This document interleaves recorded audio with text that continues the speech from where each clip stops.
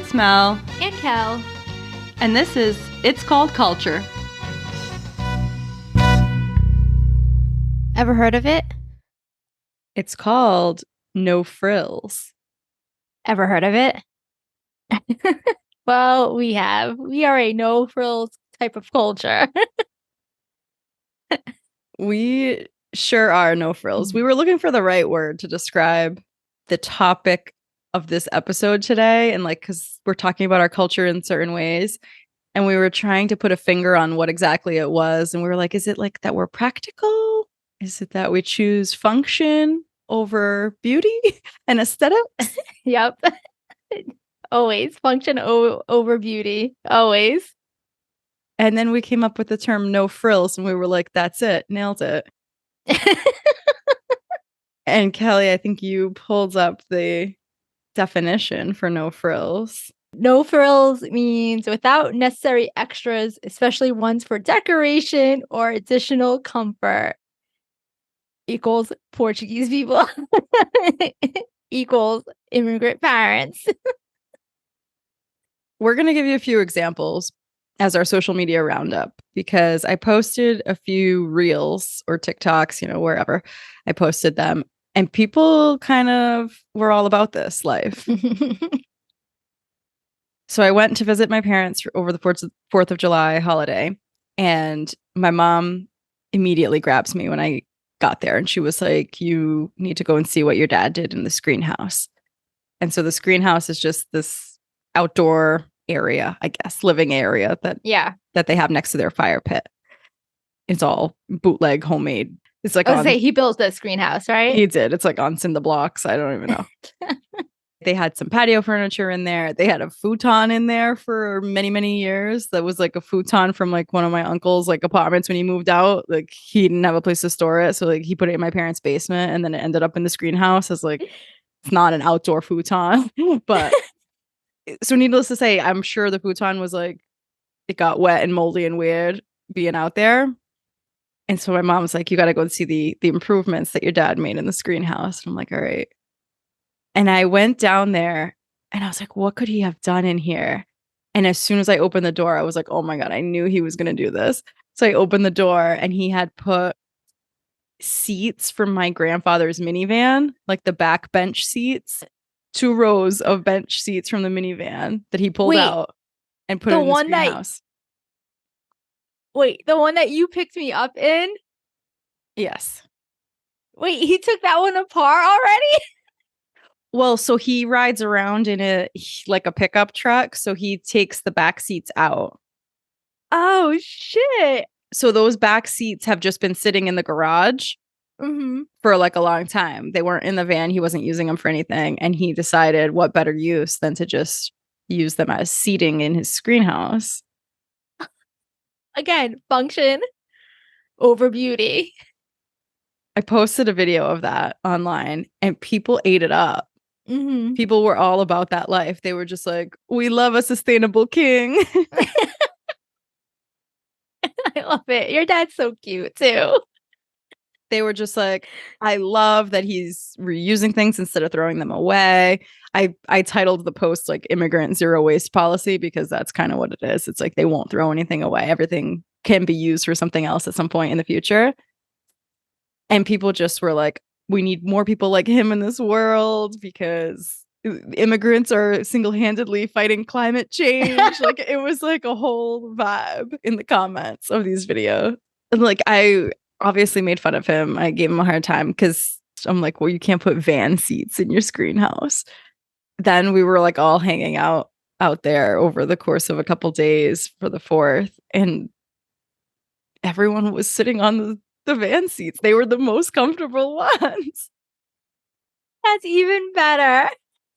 It was actually really funny because like you're sitting there and you're sitting up and you're sitting so proper. They're very comfortable. But then you just like have this like desire to buckle up, like sitting around playing cards and you're just like with your seatbelt on.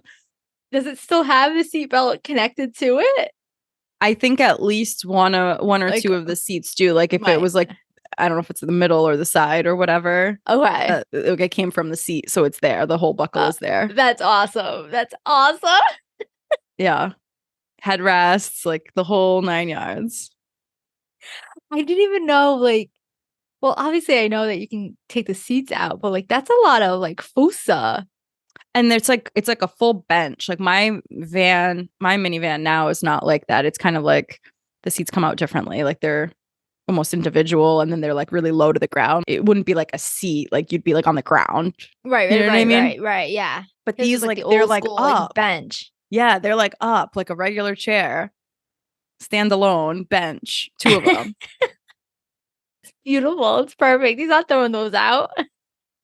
And so one of the comments, I think it might have come through TikTok, someone was like, what I want to know is how those seats look so pristine. Because I had put that they came from my grandfather's minivan from 1999. Yeah.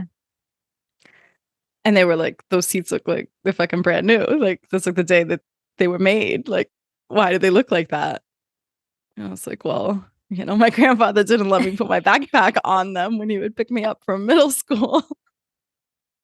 If you listen to one of our episodes from way back, Melissa explains how that van is so clean.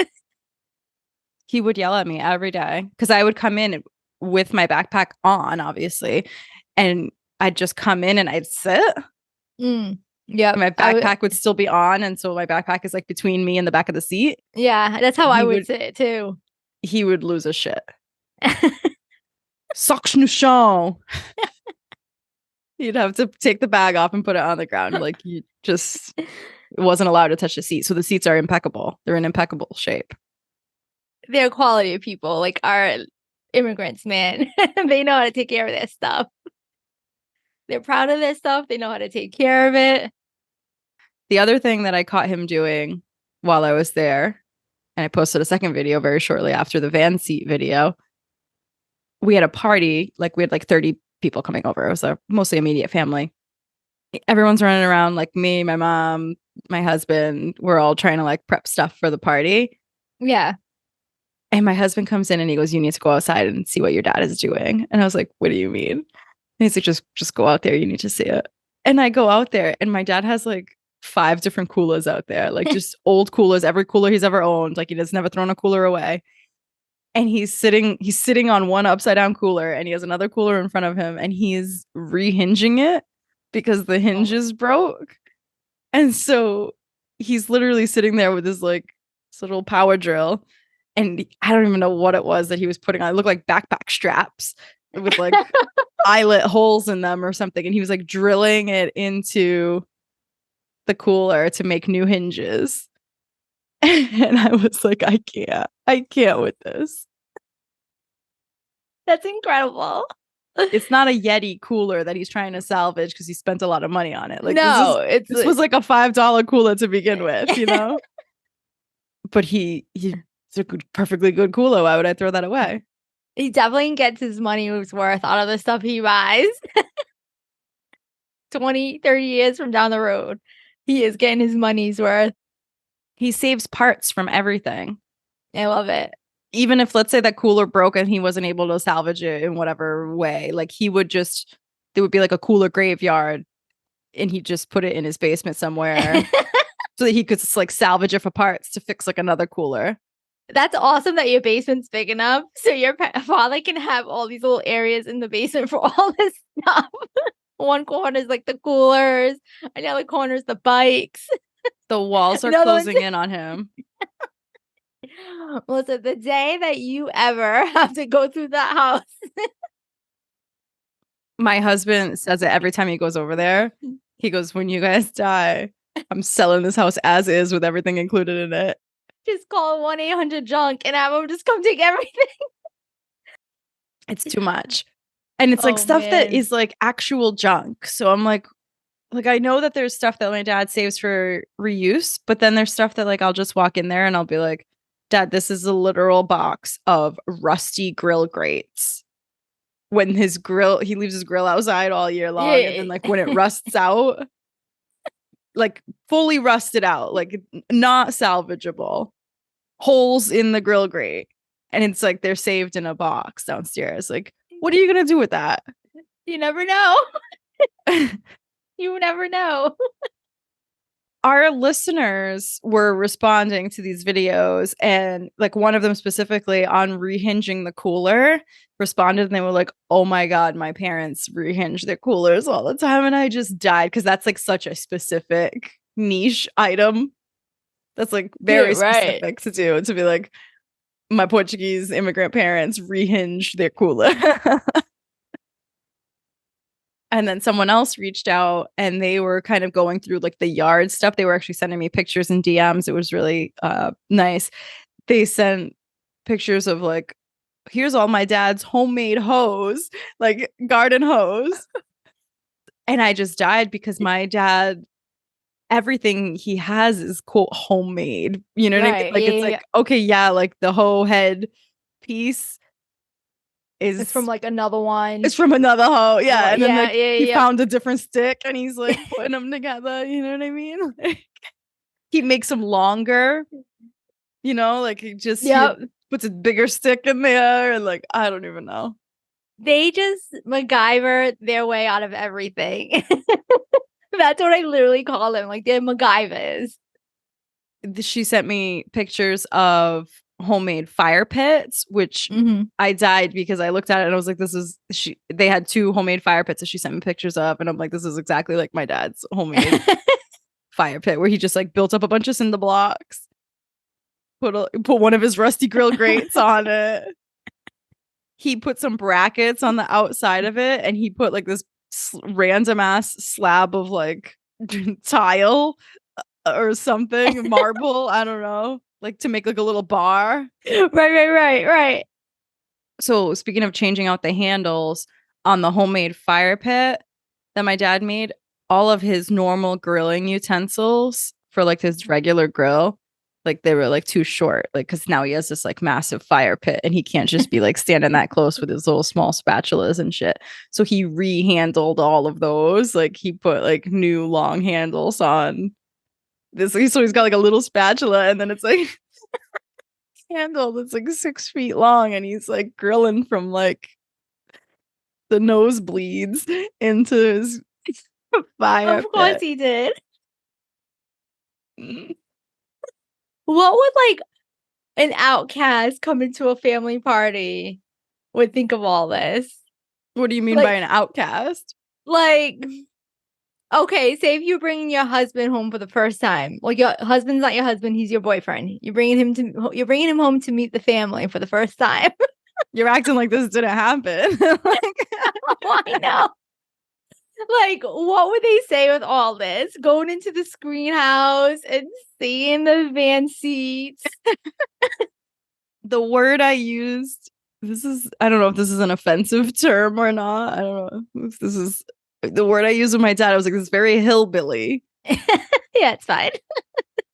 Yeah, I don't know if it's offensive either, but yeah. Yeah. It just felt very like hillbilly. And they don't get insulted by that. My dad was in all his freaking glory, especially when I started reading him the TikTok comments where like people were like gassing him up. Yeah.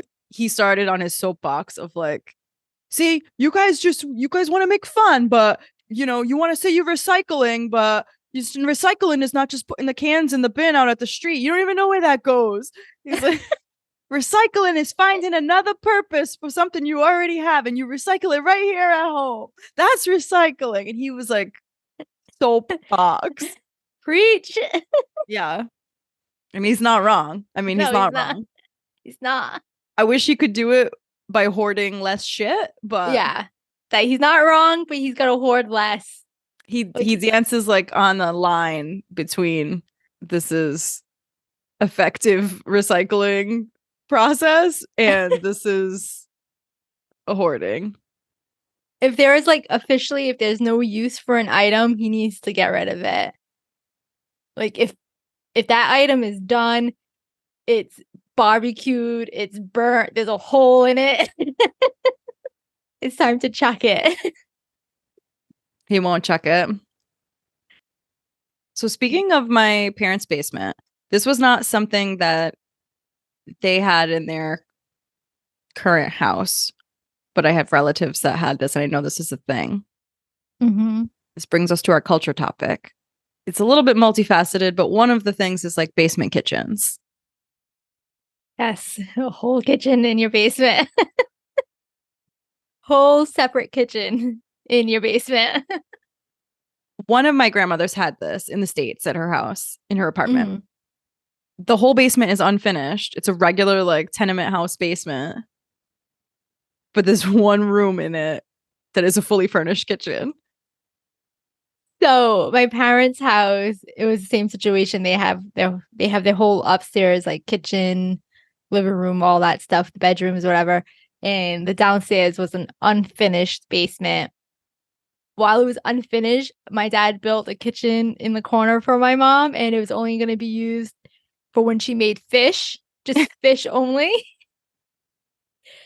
And then eventually, when they redid the whole upstairs, downstairs house, he finished the whole basement completely. And it's like a whole mini apartment now with still, it's the same kit with the whole kitchen set up, but a little bit bigger than what she had originally downstairs. But yeah, gonna throw in another apartment down there.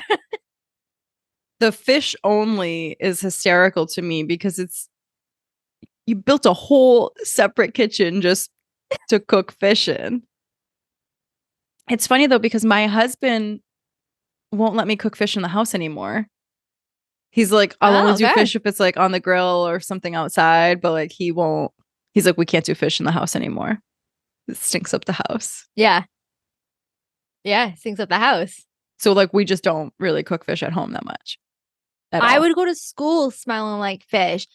It would be crazy, which I still didn't understand. My mom would make fish downstairs in the basement, but like somehow it still would travel upstairs, I guess. And then my clothes, even clothes I wasn't even wearing, I would go to school and I would get like I would whiff and I'm like, I fucking smell a little bit of fish on here. Sometimes it was fish, sometimes it was spoolage. Like it was Yeah. Lots of spoolage going Same. on. And I didn't know what the smell was. It was just like, I was like, wow, it smells like everywhere in this school. And then I realized it was like my backpack. It was absorbing all the odor. I was nose blind to it. Yes. I had this, I think like my freshman year, I had like this Indian girl, her lock was on the side of me, super nice girl. And she kind of smelled too. And I like would be like, me and you both smell like food. Like, poor thing, like it's like they threw the two of us The ethnic in the corner. corner. Yeah, so the basement kitchens. So the thing that made me want to talk about this was I was watching old home videos that I've digitized.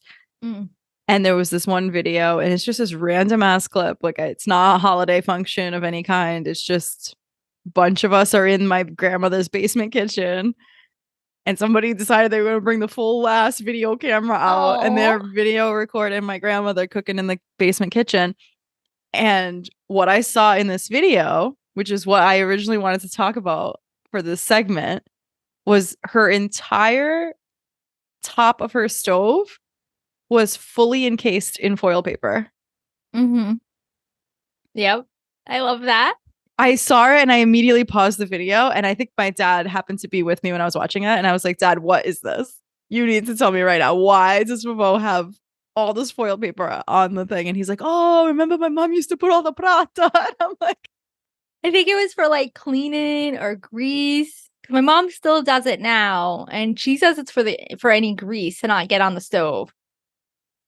So I don't know if it's because like they just finished cleaning it and they don't want to get grease on it. It just seems like a lot of work. Like, are they foiling it to cook this one meal and then unfoiling the whole stove? Or does that just like stay on as like a permanent feature? I think it's just for that one meal. Because they don't have foil on there now. So I think it depends. I wonder if it depends on the meal. All I remember is that my grandmother used to make me foil paper balls to play with. And she used to stuff the inside of them with paper towels. Yeah. And then she would put the foil paper around on the outside of the ball. And then she told me that she did that because papel prata was expensive. It was too expensive to make a solid ball of foil paper. That's why she had to stuff it with paper towels. with paper towels, because that was a cheaper alternative. But she's out here using a whole roll to cover her stove. I see where her priorities were. Yeah, keeping her stove clean, yes. No frills for the children. None. They would go up even, like how the stove has where like the knobs are in the back. Yeah. Like the little like backsplash with the knobs. The foil paper would go up that thing too in the back. Yes. And it would cover the whole thing, and it would go like under the grates of the. Yeah, yep. It was minus like the one that they're using, right? So that was a thought of mine. I was like, how do they just foil paper in there in the burner and not catch everything on fire? Oh, definitely when she does it again, I'm gonna take in a picture and we can compare them too. So I just saw a TikTok video. We started talking about this like a couple days ago, and we were like, oh, we have to put this on our next episode. And then immediately I saw a TikTok video get posted by Tommy Bracco. He was a Big Brother contestant a few years ago. He's Italian. He was showing a picture of his mom making chicken cutlets, and she had foil paper all over the entire stove. And he was like, does anybody else's parents do this? Like, what the hell is this? It has hundreds, thousands, I don't know, of comments. And everyone's like, oh my God, that's such a good idea. I'm going to do that now. Like, it's like this like new trend. Like, it's like popular with like the youngins because they saw it on TikTok now. And I'm dying because it's like, that's a Vavo thing. Yeah, it is. But his mom in this video, she just had like the foil paper. It was covering the whole stove, but it was just like the sheets would just lay in there like willy nilly. Like they were not like tucked in. Like my grandmother's was like meticulously, like it was all like, it looked like the stove top came as foil paper. Right. Like a stainless foil stove. Right. Like she folded that and covered everything like around the knobs. It was all like shaped. Like the stove was in perfect condition. Like this woman just had like, she just laid sheets on top like that were just laying there flapping in the wind. I would think now people would think that's a waste to do now. People were not thinking it was a waste in the comments. They were like, this is genius. This is the most genius thing I've ever seen. With the economy, I guess people don't care. Seriously, what's a Reynolds wrap go for nowadays? At least $8. Yeah, maybe, yeah. I also feel like they always use a gas stove. I don't know anyone that has an electric stove. You'd have to pry the gas stove out of their cold dead hands. Like you are not getting an electric stove into Vavo's house.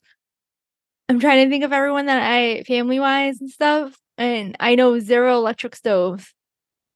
I don't know that I've ever specifically had this conversation with my grandmother, but for some reason I can hear her in my brain being like, "A comida fit nu loom." Yeah. Like I can hear her saying that. Say it to you. Yeah. Yeah, I always grew up knowing that gas stoves are better to cook with. I don't know if that theory is really true or not. Well, from their perspective, I mean, they grew up like having to build an actual fire to cook. With wood on their counter inside their house. So, like the fire is what they know. Like they know how to cook with the flames. They don't know how to cook on like a electric stove top. They don't know electric. They don't know electricity for a thing.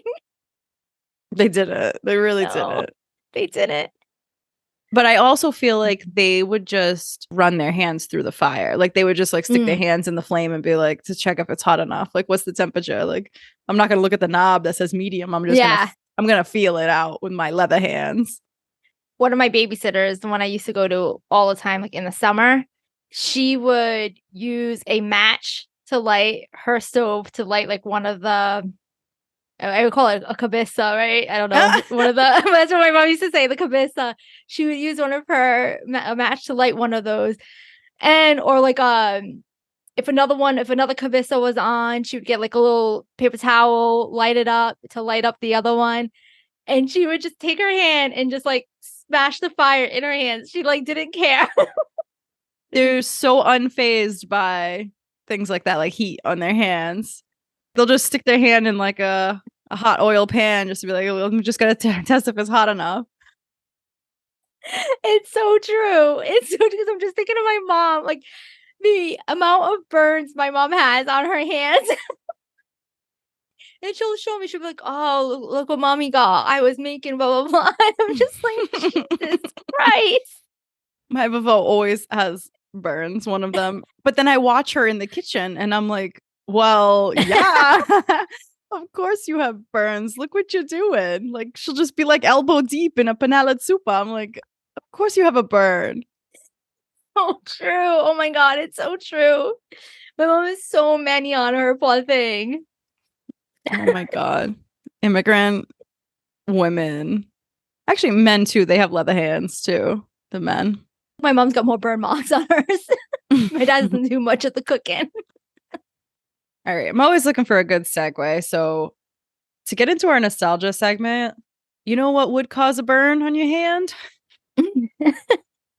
Smoking cigarettes. Yep. Smoking some seagulls. This is another one brought to you by my digitized home videos because I was watching a video of my parents' wedding and I was immediately struck by the fact that they're in the Venus de Milo venue inside in the restaurant, all sitting down at their little tables at the wedding, and they were all smoking cigarettes. What a time. What a time to be alive, smoking cigs. I'm watching this video and my mom's just like concerned about like, oh, look, that's your tia. That's this person. That's that person. I'm like, they're all smoking cigarettes at the Venus de Milo. Holy crap. Like, you used to be able to smoke indoors. And we're definitely old enough to remember that. Like, I remember going to restaurants where it was, you got there, you'd be like 6 people. They'd be like, smoking or non? That was the first question. Non-smoking. Thank you. You say non-smoking and you're in the booth adjacent to the smoking booth and you're like, what the fuck is this? There'd be no point. Really no point in the sections.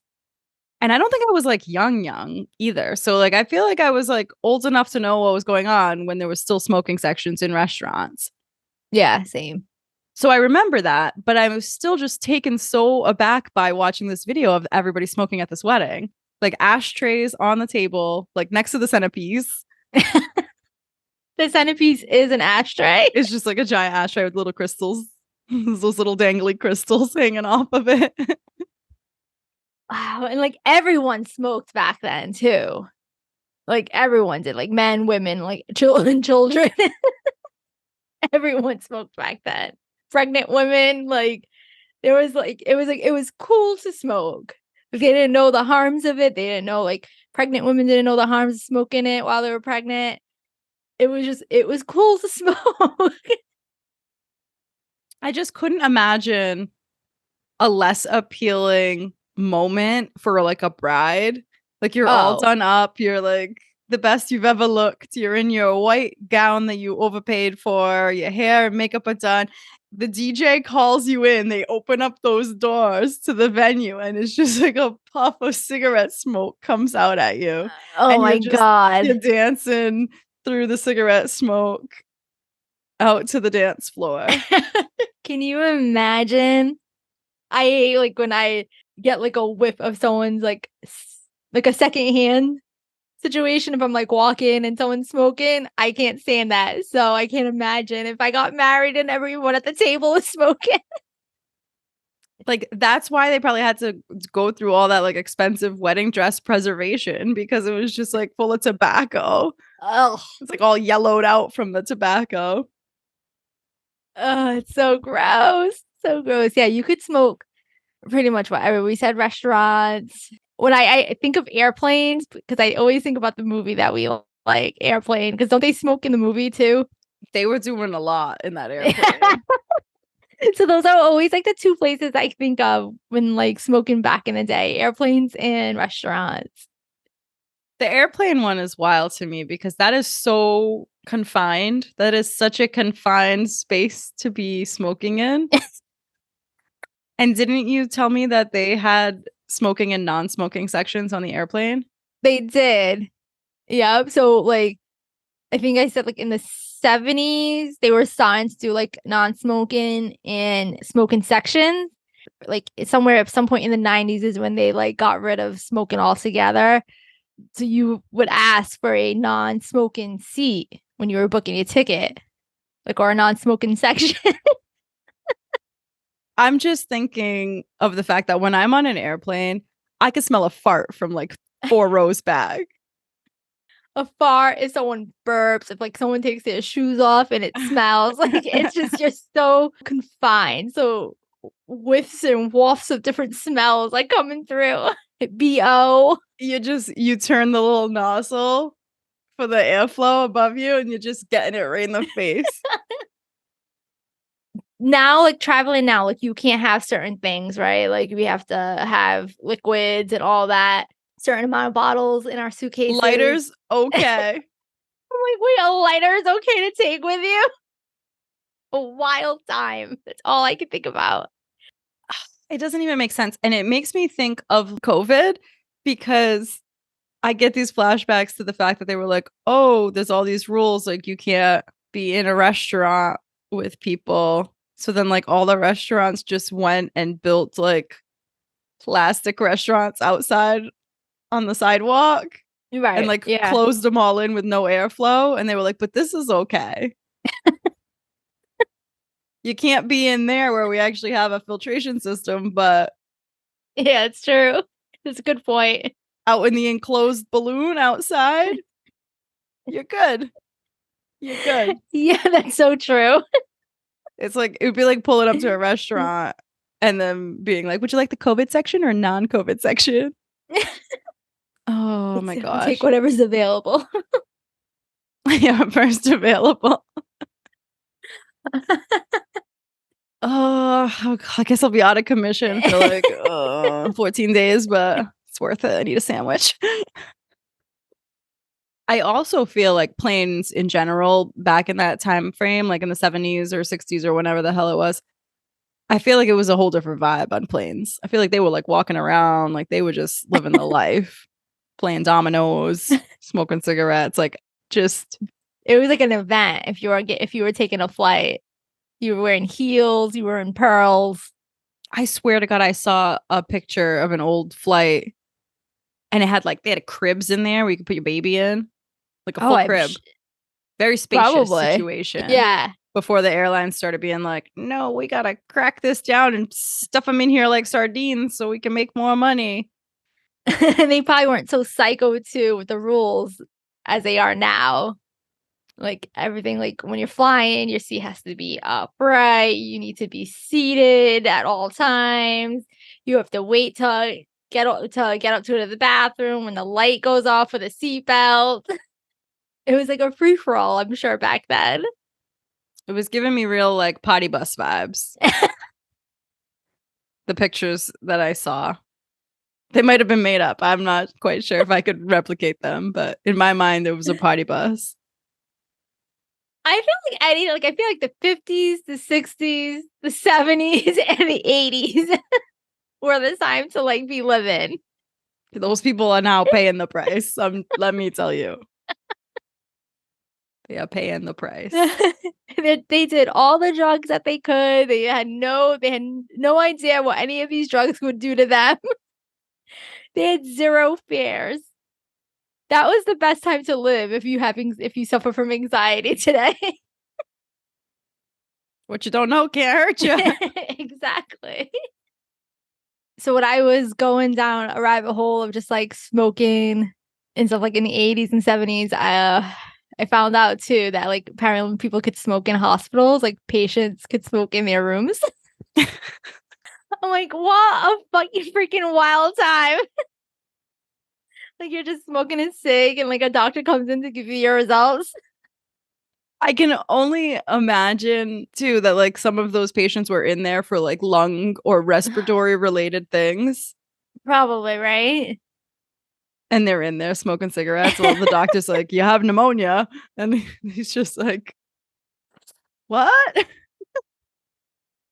And I love like an old person with like a raspy voice from smoking. Like an old like woman that works at a diner, you know, like you ever hear in the movies she's like super tanned and wrinkled from being in the beach all day, and she works at the diner, and she's got like a raspy voice because she just smoked her whole life. She's got like long yellow nails. You like that? I love when I see like that type of lady in the movie. I'm like, yeah. So do you remember when we went out to the cigar bar that one time? Yeah. Was it With somebody like that? No, I was the diner lady. The next day, I was the diner lady. I went to Newport Creamery and I was talking in the raspy voice and I smelled like a carton of cigarettes just from being in the presence of the cigar bar. Yes, you were. You were the diner lady. I couldn't talk for like a week. That's right. Holy crap. Yeah. Yep, you were the diner lady. So now I wonder if cigars down the road, like in like 30, 40 years, will like cigar rooms be like canceled like cigarettes are now? Like now you can't smoke indoors with cigarettes, but they have Yeah, these so like why cigar can you rooms. smoke cigars? Right. They're just as bad. Weird. So one place that you could smoke that fucking threw me all off was in schools.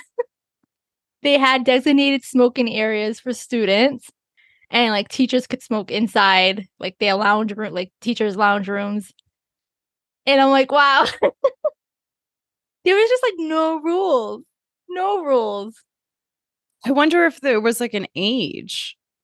Because what do you have to be But 18 to buy cigarettes? yeah, today you do. Like, yeah, in today's world, yeah. Do you know what I'm But trying to like, say though? But like once you're 18, like you're not really in school anymore necessarily. For them to say that students were smoking, they has to be less than 18 years old. I mean, I always hear those stories of like people, mostly maybe like Gen X. They will recount stories from their childhood of like their parents sending them with like a few bucks to the store to go buy cigarettes for them. And they would be oh, like they'd be like 6 years old and they'd go to the store to buy cigarettes for their parents. Yeah, my mom sent me to get the cigarettes, and they would sell it to them. that's so funny. It's like you sending your daughter today to go get you cigarettes. Or get you Nunca. a and it was like safe to do that, to send your kid. The thought of sending my 6-year-olds to the corner store to go and purchase something on her own and return back to me, never, never. Oh my God. She's not ready for that emotionally. No, no, no. So another location that I found that you could smoke cigarettes back in the day were department stores, and I found it funny because remember you used to work at JCPenney? So you could smoke in department stores, and I guess there was like a big fire. I forgot where it said the store was, but there was a big fire in 1980 where a department store caught on fire because of smokers. So that's when smoking stopped happening in stores. I don't like. I was as I was reading that, I'm like, oh, we'll see. So work at JCPenney. How funny So, it would be like she's just showing somebody a comforter and like they're just puffing away on a cigarette. so why was your first thought that I used to work at JCPenney and not that you used to work at Sears? That's also I don't know. I was always in the hardware department at Sears. I don't think I knew I that you were in hardware. I didn't mind because it was all men that would come in. You put in a college girl in the hardware department, okay? I need to hear more about this in another episode. Don't ask me to measure a damn thing, but yeah, I'll show you. I'll show you what the tape measure is. Would they ask you questions about stuff? Yeah. And what would you Yeah. say? So there was always like I was the cashier, and then there was always two guys working on shift. So they would they would be the ones that actually help customers because they would get the commission. But occasionally, like if they were on break and someone came to me and like needed help, I would have to help them. So I learned like a little bit of stuff. Like I knew some stuff from just hearing the guys talk, but yeah, most of the time I'm like, I knew a lot about shop vacs, Craftsman shop vacs, the Craftsman warranty where they can replace your if your tape measure breaks, then you get a free one because there's like a warranty, like a lifetime warranty. We need to stop right here. We need to stop right here because that was a Portuguese person's fucking dream.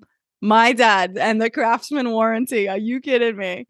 My grandfather would be bringing tools back like 40 years later to Sears to go get them fucking replaced. Yep. I'm just like, oh, okay. I would go get the other item, go give it to them, do it on the computer, and they would take it. I feel like we're gonna have to talk a little bit more about this offline because I don't remember you being in the hardware. And that just is really funny to me. There was always Portuguese people that would come into JCPenney. And the second that they found out that I spoke Portuguese, it was like this like weight was lifted off their shoulders and they would give me they'd start talking to me about their fucking bunions on their feet. And I'm like, what are we doing here? So do you know, I can appreciate that because you know that even till this day, when my parents go off on their own and like they go shopping on their own, I have this thing where I get worried that like someone's gonna be super rude to my parents because they speak Portuguese and they don't speak English. So I always have like if I know my mom goes to TJ Maxx, you know, obviously if I'm always like, I hope that like whoever helps my mom is nice. Like I always get worried that she's gonna have like a bad situation at like TJ Maxx and someone's like rude, like the cashier is like rude to her because she doesn't speak English. So I find so much comfort in that when that like Portuguese people would come into JCPenney for you. I didn't have to know them, but it felt like you knew them. Just the second you started talking Portuguese, it was like, okay, this is like my tia. Yes. So for our mental health segment, we're going to kind of tie this all together a little bit here. We talked about having like a basement kitchen. A lot of times I would see that in houses that were like a split level. Like you walk in the front door, set of stairs going up, set of stairs going down. The upstairs was like all just for show. And then the downstairs was like where they actually lived. Yeah. A lot of split level houses like that had that set up. Fancy parlor upstairs. Nobody sits in that living room. Everybody just lives downstairs. Those are like ranches, right? Or something like that. Oh, like a raised ranch. Raised ranch, yes, that's what it is. Yeah, the upstairs and downstairs split. Yeah. Is it a split level? Raised ranch, is that the same thing? I don't know. I think so. You know what I'm talking about, right? Like you go in the front door and there's this half a stairs up, half a stairs down. You got to decide where you want to go as soon as you walk in. Yeah, and the whole upstairs is like a museum that you can't touch anything. That's what I always call it. It's the museum. And so you were turning this into a mental health segment because you were talking about the fact that there was this mentality of like stuff you can't use and like not being able to use your stuff and just having this stuff that was just there. It was for show. It was like you're saving it for something, but that thing never comes. Yeah. You're saving, quote unquote, saving it for later. And it's like, when is later? Or what is later? What are you waiting for? The concept of like, just use your shit. Yeah. Enjoy your life, live your life, use your stuff. My mom's a big save it for later use. So any type of gifts that me or my brother have given her in the past, she'll be like, oh, you know, it's so beautiful. Thank you so much. Mommy loves it. And she'll like, oh, but I'm not going to use it right now. I'm going to wait. And it's like, what are you waiting for? Like my mom has candles that are like 20 years old because she won't light them. It smells really nice. I'm not going to be able to find this candle ever again. So I'm not going to light it right now. And now it's like been 20 years and that candle probably doesn't smell good anymore. That's so sad. And she's got clothes. She's got blankets. She suffers. She truly suffers from this, is to save it for later. Oh, I'm going to save it. So like if you or your brother want it one day. And it's like, why would I want it? Like, I got that for you as a gift. Like, you use it. Right. That's super sad to me. Her closet's like a showcase of things that she doesn't use. Comforters, everything like that. I feel like they do that a lot of times with like the dress they're going to wear to the funeral. With what they want to be buried in. Yeah. Like they'll get like this like really nice outfit and they will never use it during their life. And that's just for the burial. That's for the kashut. Which that's so morbid. Like, use it now. You know what I mean? Right, like, don't you want to be buried in like, oh, this was her favorite dress and she's buried in Yeah. it, not like some dress she never put on. We've never seen her in that thing. What is that? Exactly. It drives me nuts. I definitely don't live by this concept. I'm very, if I buy something, I'm gonna wear it even maybe the same day it comes in the mail from Amazon, I'm gonna wear it, or I'm wearing it for the week after, or I'm usually buying something for Amazon to wear to somewhere. So I definitely do not live this way that like my mom does. It just breaks my heart that my mom, that's like her mentality. Like she wants to save everything for me and my brother. That's what she constantly always says. I'm gonna save this so if you want to use it or your brother wants to use it. If you guys ever have kids, they can use this. And it's like, I don't need your 20 candles. You know what I mean? Like, that have lost their smell because it's so old. I'm not one to like spend a lot of money on maybe like a handbag, clothes. So I get like if you're spending a lot of money in those type of items and you don't use them all the time, that I get. But I'm not spending a whole lot of money on stuff that I wear. Even if you spend a lot of money on something, it's almost like you're gonna spend a lot of money and then put it in the closet and use it once. True. Like that's kind of messed up too. Yeah, you know what I mean? True. Yeah. It's kind of giving me the vibes of like, when you get like a brand new car and you're like super like obsessed and like nervous about everything about it, and like everything has to be perfect, and like you can't have a scratch or like one hair out of place in the car. But then like once it gets its first issue, like you get like one little scratch on it and it's like, who the fuck is? Like it like opens the floodgates to just like, now I'm just gonna scrape this against every garage I turn into. It's game over. Do you know what I mean? Scratch. It's like you keep it so preserved. Yep. And then, but like once something happens to it, you're just like, oh, I guess she's gone now. And you just kind of let it go. You don't care anymore about the scratches.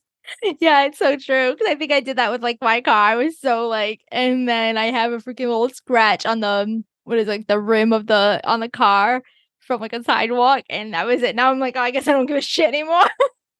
It's like breaking the seal for the first time, like when you go to the bathroom. You just broke the seal for the car. Yep. It's so true. Same thing like when you buy your phone, when you buy a new iPhone, you buy a case for it, and you're all like, but then like you drop it once and crack the screen. Can only preserve things for so long.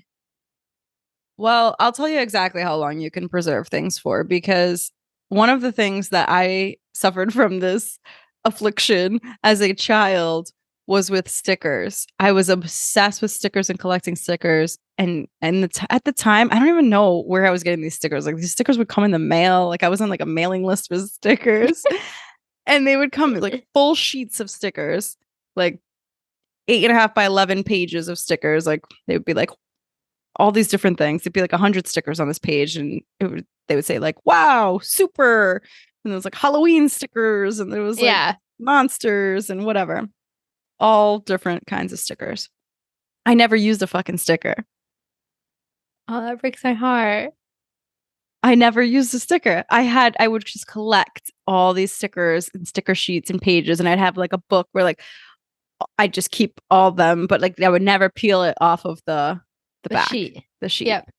And I would just love all these stickers. And I remember them so fondly because I would spend hours. I was an only child. I would spend hours just looking at my stickers. And I found them at my mom's house one day. She was taking care of my daughter. And my daughter comes up running up to me and she's like, look what Nana gave me. And I'm like, wait, these are my stickers. She had used like half of them by the time I got to her. I was like, oh my God, I didn't use a single sticker. And now my kid is out here just not a care in the world. She's just savagely ripping up stickers right off this thing. And I'm like, oh my God, not the Thanksgiving one. Oh, that breaks my heart because little you did not get to enjoy them. Isn't that sad? Like I probably need to go to a therapist. That's so sad. See, you were saving it for later for your kids, just like my mom. That's what I'm saying. Yeah. I didn't know that that's what I was doing at the time. And I don't think 8-year-old me was like, maybe when I have a daughter, she's gonna tear through these stickers. Oh, little Melissa, we need to send you some stickers. So I feel like I was like that as a kid. Mm. I don't necessarily feel like I'm like that now. I think as a kid, though, there's something about that like scarcity mindset where like you don't have the means to buy something for yourself. Mm. So like if I use this sticker, I don't know when the next sticker Stickers mailing come list in. is coming in the mail, you know? I don't know. Right. So like now as an adult, you kind of like you're in charge of your own self and your life and your Yeah. finances, and you know like what you can afford and what you can't. And so you can kind of rationalize that in your head. Mm. I can use this candle because I'll just buy another one when it runs out. You know what I mean? That kind of thing. Yeah. Versus like I guess from a child's mind, to me, it was like a scarcity thing. Like I don't have the means to buy more of whatever it is, so I'm not going to use it. Right. I don't want to use it up. Yeah. And that was probably a little bit of my mom's mind too of it. Like, especially back in the day when like her and my dad were like working, they were struggling, you know, like they were all struggling like they all were. So she wasn't going to light all of her 5 candles in her house. She just doesn't get out. Like she's still just till this day, you can't get herself out of that, I think, that mindset. Yeah. That's sad because they've like retained that scarcity. And that's where I think a lot of my parents Hoarding. quote, unquote, hoarding stuff is. It's that scarcity mindset. Yeah. That it's embedded. It was in them for so long. Like they just can't get out of that. What if we need this? What if we need this? I think because I lacked a lot of stuff when I was a kid, or I don't want to say I lacked in a lot of stuff, but I didn't get like a lot of the fun toys, or I had to share it with my brother. I had to share a TV with my brother. So there were shows that I didn't get to watch. And now that I'm older and I can control my own stuff, like you said, I'm all just like, yeah, if you buy it, wear it. If you buy a candle, light it up. If you buy a new phone, whatever, you know, like I'm all about it. I'm like, you live once. Yeah. I mean, it's all about like striking a balance too. I think it's not like you don't want to just be like using stuff so much that you're like just using stuff in excess, but like also don't just sit on it. Yeah, definitely not. I think it also circles back to the conversation we had about like upstairs and downstairs in the house, because the upstairs was preserved. You didn't use it. Saving it for later, saving it for guests, right? Yep. And there was an article that you had found specifically talking about Portuguese immigrants and how they have that 2-story living with the museum up top and the basement living. And it talked about why they do that. And it was just that like they needed to show their success in the new world that they immigrated to.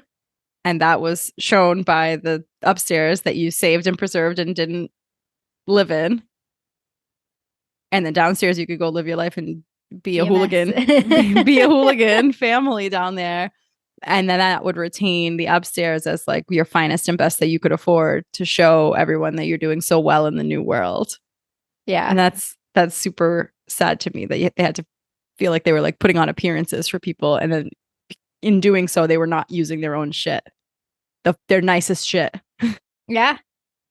Yeah. I had for many years of my childhood, that was my childhood. We couldn't use our upstairs bathroom because I had a jacuzzi. So no one was allowed to use it. So it always stayed clean. Couldn't use our kitchen upstairs. Couldn't use the living room upstairs. No one could sit on those couches. Like all the fine china in the hutch. Oh, like the hutch. You can't use that. Yeah. Only like you said, like only if it's like a guest. But it just drives me crazy because they spent all this money on this shit. And then they're using like the cheap shit. Well, I guess kind of like my mindset just now is like, yeah, buy yourself that expensive bag. And if you use it once in a while, that's fine. Like, you should want to use it all the time. But I still have that mindset, like, oh, if I'm buying something expensive, maybe I won't be using it all the time either. But like, oh, I know. It's like what a waste. What a waste. I know. Because like my mom, so back in the day, I don't feel like there's a lot of places now, but back in the day, my mom used to buy all of her furniture from like these like Portuguese furniture places. So they were hefty furniture. Like you look at them, you can't tell they weren't definitely not cheap. They were heavy, they sturdy. My mom, like that's like my mom's bedroom right now is still that furniture. The living room's still that furniture. So it's like it's decent. I just remember it's just really heavy. My mom's mind would be like, I won't be able to get that again. So we can't you can't ruin it. Like you can't ruin those couches because she can't get those couches again, probably. Everything you buy now is like lesser quality than what it would have been. Yeah, agreed. And it's just more money now too. This is upsetting. We're gonna have to end this episode. I'm getting upset. All right, guys. Thanks for listening. We will see you next week. Don't forget to follow us on our Instagram _ It's Called Culture, or our TikTok account at It's Called Culture. And leave us a rating and a review, guys.